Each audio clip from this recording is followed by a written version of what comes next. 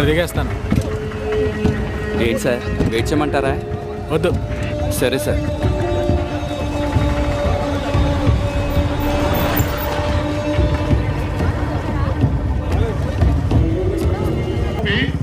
దండుకోవాలని చూస్తున్నారు ప్రతిపక్ష పార్టీ అభ్యర్థి.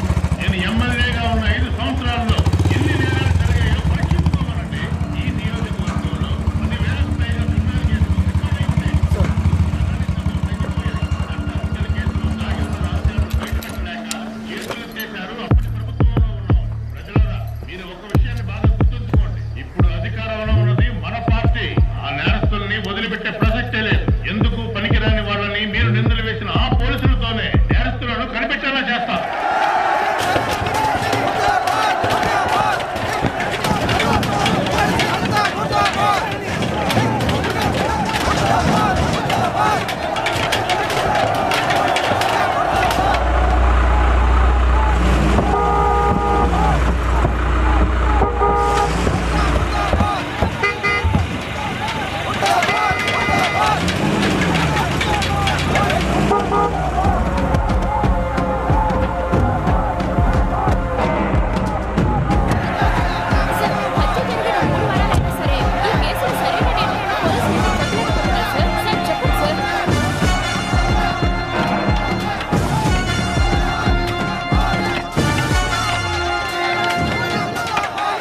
తప్పుకోండ్రా.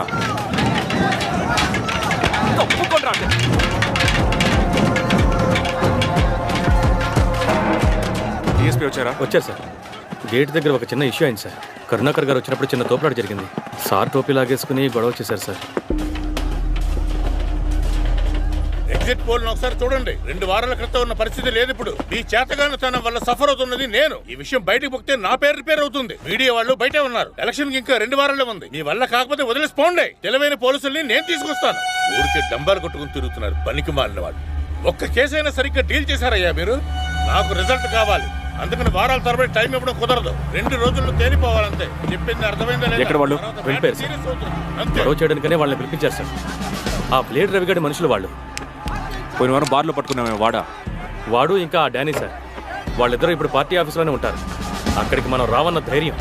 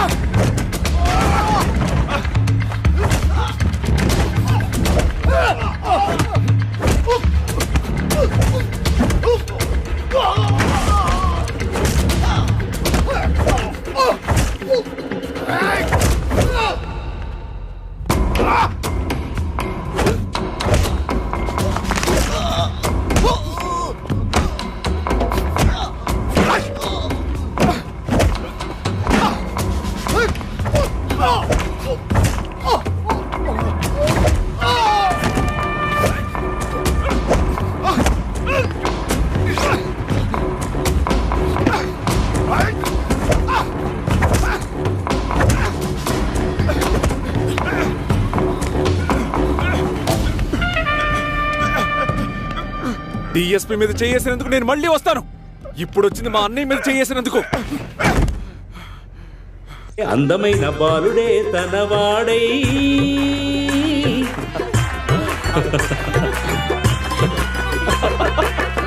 గోరువంక వాలగాని గోపురానికి స్వరాల గలగల గంటలే మోగనేలా. గోపబాలుడొచ్చినాక గోకులానికి పెదాల కిలకిల పువ్వులే పుట్టలేదా. బాలకృష్ణుడొచ్చినప్పుడే వయ్యారి నందనాలు నాట్యమాడగా వారసుని చూసినప్పుడే వరాల వాతాన్ని వల్లవించగా నందుని కచిందుడే అందమైన బాలుడే తనవాడే గోరువంక వాలగాని గోపురానికి గంటలే మోగనేలా. Happy birthday to you happy birthday to you happy birthday dear Madhu happy birthday to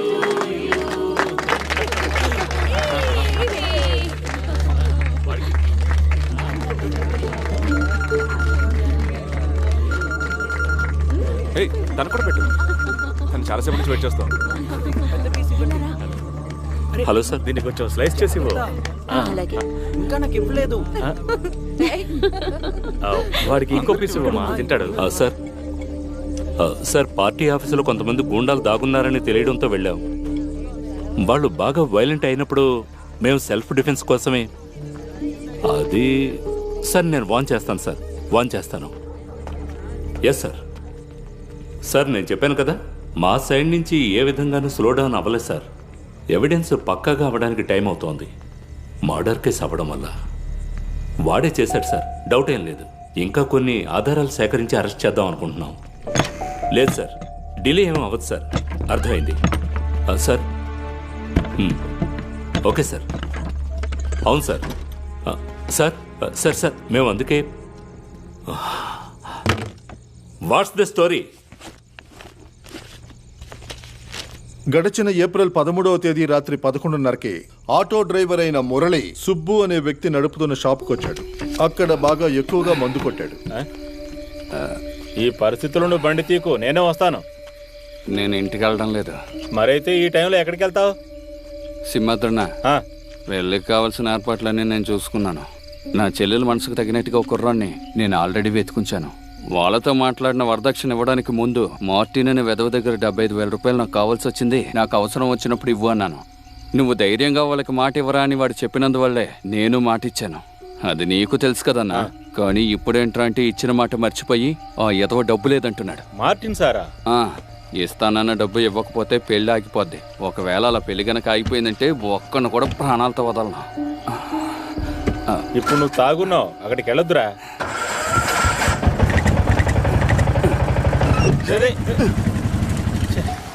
Murali అక్కడి నుంచి మార్టిన్ ఇంటికి వెళ్ళాడు. డబ్బు గురించి మాట్లాడడం వల్ల వాదోపవాదాలు జరిగాయి. నాకు నువ్వు ఇస్తానన్న 75,000 రేపే కావాలి. అది ఇస్తేనే చెల్లి పెళ్లి చేయగలను. ఖచ్చితంగా డబ్బు ఇస్తానని నేను నీకు మాట ఇవ్వాలా? ఆ టైంకి ఉంటే ఇస్తానన్నాను. నిశ్చితార్థం చేసుకురా, డబ్బు ఇస్తానని చెప్పి ఇప్పుడు మాట మారుస్తావా? నియంత్రణ కోల్పోయి మార్టిన్ మెడని గట్టిగా పట్టుకొని దగ్గరున్న చెక్క గుంజకేసి గట్టిగా మోదాడు. మార్టిన్ బ్యాలెన్స్ తప్పి కింద పడ్డాడు. షీబా అది చూసి భయంతో అయ్యో అని గట్టిగా అరిచింది. మురళి తన చేతిలో దాచిపెట్టుకున్న పెప్పర్ స్ప్రేని ఆమె మీద స్ప్రే చేశాడు. నియంత్రణ కోల్పోయిన అతను నేల మీద పడ్డాడు. అదే సమయంలో లేవడానికి ప్రయత్నిస్తున్న మార్టిన్ ముఖం మీద కూడా స్ప్రే చేశాడు. షాకుతో కింద పడిపోయి ఉన్న మార్టిన్ ని నడుములో దాచిపెట్టుకున్న పదునైన స్క్రూ డ్రైవర్ తో అతి క్రూరంగా గుండెల్లో పొడిచాడు. అప్పుడే స్పృహలోకి వచ్చి లేవడానికి ప్రయత్నిస్తున్న షీబా గుండెల్లో కూడా 2 సార్లు పొడిచాడు. తర్వాత ఆ ఇంటిని బయట నుంచి లాక్ చేసి 2 శవాల్ని ఇంటి వెనక ఉన్న పెరట్లో గొయ్యి తీసి పాతిపెట్టాడు. అదే చోట ఒక పిల్లి చనిపోయి దుర్వాసన రావడంతో మృతదేహాల దుర్వాసనని కనిపెట్టడంలో ఆలస్యమైంది. అందువల్ల హత్యలు జరిగిన 2 రోజుల తర్వాత ఇద్దరూ కనిపించట్లేదని మార్టిన్ సహోదరుడు కంప్లైంట్ ఇచ్చిన తర్వాతే శవాల్ని కనిపెట్టడం జరిగింది. కానీ ఆలోపే కొన్ని ముఖ్యమైన ఆధారాలు చెరిగిపోయాయి. మార్టిన్ ఫోను కనిపించలేదు. మరికొన్ని వాటిని నేరస్తుడే చెరిపేశాడు. Sir, this is the story. But sir, Martin వల్లే ఆ కుర్రాడు కాలేజ్ నుంచి సస్పెండ్ అయ్యాడు. వాడు ఇప్పటికీ స్ట్రాంగ్ సస్పెక్టే. రేపు ఎంక్వైరీకి హాజరవ్వాలని నేను వాడికి చెప్పాను. సస్పెక్టే, బట్ స్ట్రాంగ్ కాదు. అలా ఒక మోటివ్ ఉందని చెప్పగలం గానీ వాడికి వ్యతిరేకంగా ఒక ఎవిడెన్సు లేదు. అది మాత్రమే కాదు సార్, ఈ మురళీ చెల్లెల పెళ్లి కోసం కొంత డబ్బిచ్చి సాయం చేస్తానని మార్టిన్ చెప్పినట్టు మురళి ఇచ్చిన వాంగ్మూలంలో ఉంది. చివరికి అతను ఆ డబ్బు ఇవ్వలేదు. పెళ్లి ఏమో ఆగిపోయింది. దీనికి కారణం వరకట్నమే సార్. అలా చూస్తే మనం చెప్పిన మోటివే కదా. మురళి ఆ ఇంట్లో సొంత మనిషిలా తిరిగేవాడు. వాడు మిగతా వాళ్ళు ఇచ్చిన వాంగ్మూలాల్లో అది క్లియర్గా తెలుస్తోంది. ఎప్పుడు ఆ లేడీ షాపింగ్కి వెళ్ళేది అతనే ఆటోలోనే. ఆ ఇంటి సందు బొందులన్నీ తెలుసు వాడికి. అది మార్టిన్ వాంగ్మూలంలో కూడా ఉంది. ఇకపోతే చనిపోయిన వాళ్ళిద్దరి శరీరాల్లో ఉన్నవి పంక్చర్ వూండ్స్. దీన్ని బట్టి చూస్తే వాడు ఉపయోగించిన ఆయుధం మోస్ట్ ప్రాబబ్లీ స్పైరల్ షేప్ లో ఉన్న లాంగ్ స్క్రూ డ్రైవర్ అయి ఉంటుంది. మురళి లాంటి ఆటో డ్రైవర్ దగ్గర తప్పకుండా అటువంటి టూల్స్ ఉండే అవకాశం ఉంది సార్. బట్ వాడిచ్చిన వాంగ్మూలంలో అనుమానించే విధంగా ఏమీ తెలియలేదు. వాడు చెప్పేవన్నీ నమ్ముతూ ఉంటే వాడు చెప్పిన దాంట్లో అబద్ధం ఉందని నాకు అనిపించలే. ఇక్కడ అనిపించడం ముఖ్యం కాదు, చెప్పాల్సింది జవాబు. తెలుసు, కానీ ఆ జవాబుని మనం సృష్టించడం కష్టమా సార్?